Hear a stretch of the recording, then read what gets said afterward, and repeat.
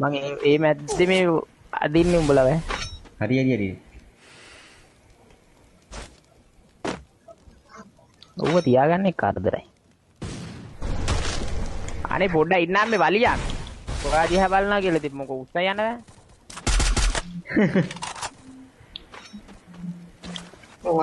මර පිල්ලු මොනවද කියවන්නේ? මොනවද බත් දෙබල කියවන්නේ අරු?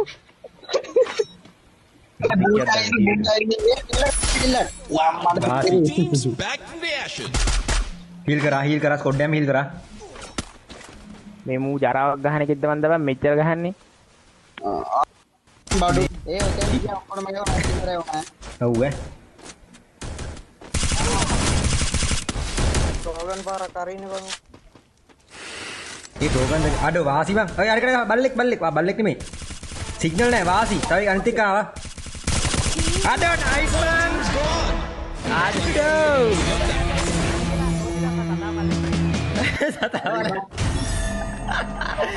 සතා බලලෙන්නල්ලු.